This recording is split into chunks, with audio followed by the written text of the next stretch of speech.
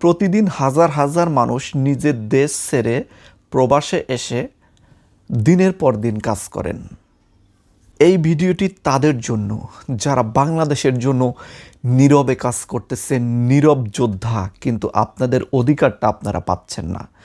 সেই হতভাগা প্রবাসীদের জন্য যারা কোনো একটি সরকার থেকে আপনাদের ন্যায্য অধিকারটা সবার আগে আপনারা পাচ্ছেন না। আমরা বিগত সনের সরকার দেখেছি, আওয়ামী লীগ সরকার দীর্ঘ 17 বছর তারা রাজত্ব করেছে বাংলাদেশে, কিন্তু প্রবাসীদের জন্য উল্লেখযোগ্য কোনো কাজ করেনি তারা। এরপরে আসলো ডক্টর ইউনূস সরকার। তার কাছে আমরা আশায় বুক বেঁধেছিলাম যে প্রবাসীদের জন্য অন্তত কোনো সরকার যদি কাজ না করে, ডক্টর ইউনূস সরকার প্রবাসীদের জন্য কাজ করবেন, প্রবাসীদের জন্য পেনশন এনে দেবেন, প্রবাসীদের জন্য ভিসা দুর্নীতি দূর করবেন, প্রবাসীদের পাসপোর্ট থেকে শুরু করে সকল প্রকার পাসপোর্টের ঝামেলা শেষ করবেন। কিন্তু দুঃখের বিষয়, চরম হতাশাজনক বিষয়, তিনিও চরমভাবে ব্যর্থ হয়ে প্রবাসীদের জন্য দুর্ভাগ্য রচনা করেই চলে গেলেন। আবার আসলেন নতুন সরকার, বিএনপি সরকার। বর্তমান প্রধানমন্ত্রী তারেক রহমান তার নির্বাচনে ইস্তিহাদে 31 দফা প্রদান করেছেন এবং তার ভিতরে একটি দফা রেখেছেন প্রবাসীদের জন্য, এবং সেখানে বলা আছে প্রবাসীদের ন্যায্য অধিকারের কথা, সেখানে বলা আছে প্রবাসীদের পেনশন ভাতার কথা, সেখানে বলা আছে প্রবাসীদের রেমিটেন্স কার্ড সহ, প্রবাসী কার্ড সহ ব্যাংক লোনের ব্যাপক বিস্তারিত বিষয়। এবং বিএনপি সরকার এই কাজগুলো করার প্রতিশ্রুতি দিয়ে প্রবাসীদের ভোট টেনেছেন। কিন্তু দুঃখের বিষয়, এখন পর্যন্ত 2 মাস পার হয়ে গেছে, এখন পর্যন্ত প্রবাসীদের প্রবাসী কার্ডের বিষয়ে কখনো বিএনপির থেকে ক্লিয়ার কোনো বক্তব্য পাওয়া যায়নি। যদিও তারা প্রতিশ্রুতি অনুযায়ী ফ্যামিলি কার্ড প্রদান করছেন, কৃষি কার্ড গত কিছুদিন আগে প্রকাশ করলেন, এছাড়া অলরেডি যেগুলো প্রতিশ্রুতি দিয়েছিলেন প্রায় সবগুলো ধীরে ধীরে পূরণ করার পথে এগিয়ে যাচ্ছেন বর্তমান বিএনপি সরকার। কিন্তু দুঃখের বিষয়, প্রবাসীদের বিষয় এখন পর্যন্ত নিশ্চিতভাবে শোনা যায়নি যে কবে তারা এই কাজটি করবেন। দেখেন, বিএনপি সরকারের কাছে একটি দাবি, সরকার প্রধান হিসাবে আপনি 5 বছর থাকেন, 10 বছর থাকেন, বিএনপি থাকেন, জামাত থাকেন বা অন্য কোনো কেউ থাকেন, আমাদের কোনো আপত্তি নাই। আমরা চাই দুর্নীতিমুক্ত একটি নিরাপদ দেশ এবং প্রবাসীদের জন্য যারা নিরাপদে কাজ করবে। আমরা চাই প্রবাসীদের জন্য যারা যোগ্য অধিকারটা দেবে, প্রবাসীদের যে ন্যায্য অধিকার নিয়ে কথা বলা যাবে এবং সরকার এই অধিকার দিতে প্রস্তুত থাকবে, এরকম একটি সরকার আমরা চাই। এটা যদি বিএনপি সরকার করে, সরকারকে স্বাগত জানাবো। এটা যদি জামাত ইসলাম সরকার করে, জামাত ইসলামকে স্বাগত জানাবো। এখন পর্যন্ত বিগত সনের সরকারগুলোর থেকে আমরা তেমন কিছু পাইনি। বিএনপি সরকার প্রবাসীদের নিয়ে কাজ করার প্রতিশ্রুতি দিয়েছে, যদি ব্যর্থ হয় সেই ক্ষেত্রে অবশ্যই প্রবাসীদের আস্থা বিএনপি সরকার হারিয়ে ফেলবে। এখন পর্যন্ত প্রবাসীদের নিয়ে তেমন কোনো উদ্যোগ বিএনপি সরকার হাতে নেয়নি, উল্লেখযোগ্য কোনো কাজ তারা হাতে নেয়নি। একটি কাজ মাত্র করেছেন, সেটা হচ্ছে বিদেশে যাওয়ার ক্ষেত্রে যারা স্টুডেন্ট তাদের জন্য তাদের সর্বোচ্চ লোন আগে 3 লাখ টাকা দেওয়া হতো, সেখানে এখন দেওয়া হবে 10 লাখ টাকা।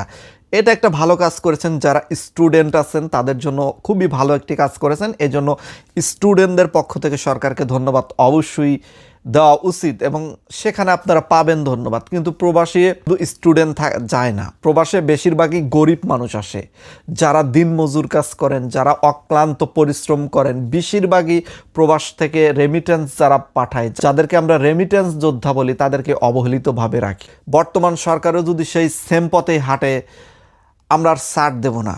একটা বিষয় মনে রাখবেন, আমরা আর ছাড় দেব না। আমরা প্রবাসীরা এখন যথেষ্ট শক্তিশালী। আমরা প্রবাসীরা চাইলে যে কোনো সরকার পরিবর্তন করার ক্ষমতা রাখি। এখন আমাদের ভোটার অধিকার আছে। প্রবাসীদেরকে ভোটার অধিকার দেওয়ার জন্য ডক্টর ইউনূসকে ধন্যবাদ দিচ্ছি। প্রবাসীদের আসলে মূল্যায়ন তেমন করে কোনো সরকার করে না, কিন্তু করা উচিত। কেন করে না আমি এই জিনিসটা বুঝি না। যখন যে ক্ষমতায় যায় সেই কেন যেন রাবণ হয়ে যায়, সেই কেমন জানি প্রতিশ্রুতিগুলো ধীরে ধীরে ভুলে যেতে চায়। বিশেষ করে প্রবাসীদের সাথে এই বিষয়গুলো বেশি হয়। বিএনপি সরকার মাত্র 2 মাস হলো এসেছে, তাই এই বিষয়টি নিয়ে আজকে নমনীয়ভাবেই সরকারকে অনুরোধ করে আমি বলবো, প্রবাসীদেরকে যে প্রতিশ্রুতিগুলো আপনি দিয়েছেন বাস্তবায়ন করুন। হাজার হাজার লক্ষ লক্ষ প্রবাসী আপনাদের দিকে তাকিয়ে আছে, নতুন সরকারের দিকে তাকিয়ে আছে যে নতুন কিছু হবে, প্রবাসীদের জন্য নতুন কিছু আশার বাণী আপনি শুনিয়েছিলেন এবং সেটা কাজে পরিণত করুন। এক নম্বরে যেটা কাজে পরিণত করতে হবে সেটা হচ্ছে প্রত্যেকটা প্রবাসীকে পেনশনের আওতায় আনতে হবে। যারা 5 বছর 10 বছর 15 বছর বাইরে জীবন অতিবাহিত করতেছে অথবা 20 বছর 25 বছর পরে যারা বিদেশ থেকে দেশে যাবে তাদেরকে একটা ভাতা দেওয়া অথবা পেনশন দেওয়া, এই সিস্টেমটা চালু করা উচিত। এবং এই বিষয়টি নিয়ে কিন্তু জনাব তারেক রহমান নির্বাচনের আগে প্রতিশ্রুতি দিয়েছিলেন। এখন যদি সরকার ভুলে যায় সেই ক্ষেত্রে কিন্তু সরকারকে আমরাও ভুলে যাব। আমরা এখন পর্যন্ত নতুন সরকার আসার পর থেকে গত 2 মাসে সর্বোচ্চ রেমিটেন্স পাঠিয়েছি প্রবাসে থেকে এই বিএনপি সরকারকে।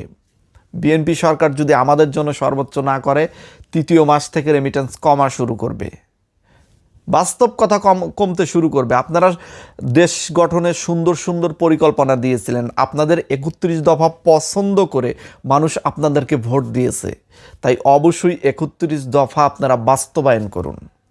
সাথে জুলাই সনদ স্বাক্ষরিত যে সনদ আপনারা বাস্তবায়ন করার প্রতিশ্রুতি দিচ্ছেন সেটা খুব দ্রুত টাইমের ভিতর বাস্তবায়ন করুন, কারণ দেশের মানুষকে বিভ্রান্ত করতে যেন কেউ না পারে।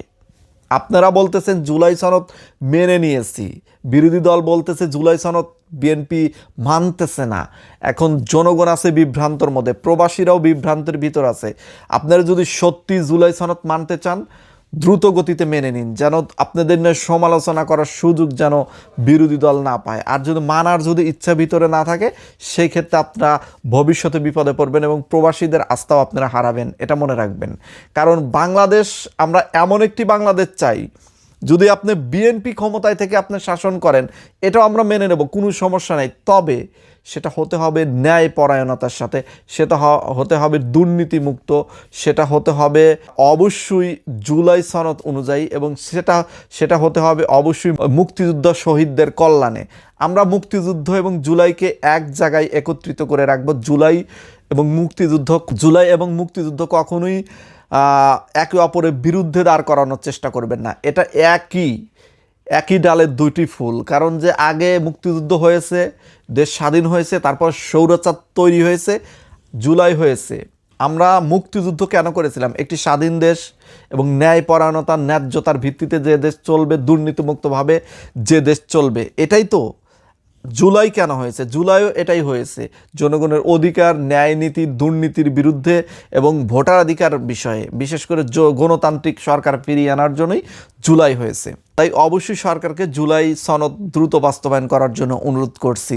সর্বশেষে বলতে চাই, প্রবাসীদের যে অধিকার নিয়ে তালবাহানা করবেন না। আমরা এই বিষয়টি নিয়ে সচেতন আছি। আপনারা যদি তালবাহানা করেন তাহলে কিন্তু প্রবাসীরা সরকারের বিরুদ্ধে কথা বলতে বাধ্য হবে, এবং আপনারা যদি প্রবাসীদের কল্যাণে কাজ করেন অবশ্যই সরকারের পাশে সহযোগিতা করবে প্রবাসীরা সব সময়। এই প্রতিশ্রুতি অবশ্যই আপনাদের জন্য থাকবে। তাই আপনারা চিন্তা ভাবনা করুন প্রবাসীদের জন্য কী করবেন। 1 মাসের ভিতরে প্রবাসীদের পেনশন ভাতা সহ আপনাদের যে প্রতিশ্রুতি সেটা বাস্তবায়ন কাজ শুরু করুন। তা না হলে অচিরেই আপনাদের বিরুদ্ধে প্রবাসীরা হুঙ্কার দিতে প্রস্তুত আছে। আজকের মতো বিদায় নিচ্ছি। সবাই ভালো থাকবেন, এবং আপনাদের অধিকার আদায় করতে হলে অবশ্যই আপনাদেরকে সাড়া দিতে হবে। আল্লাহ হাফেজ।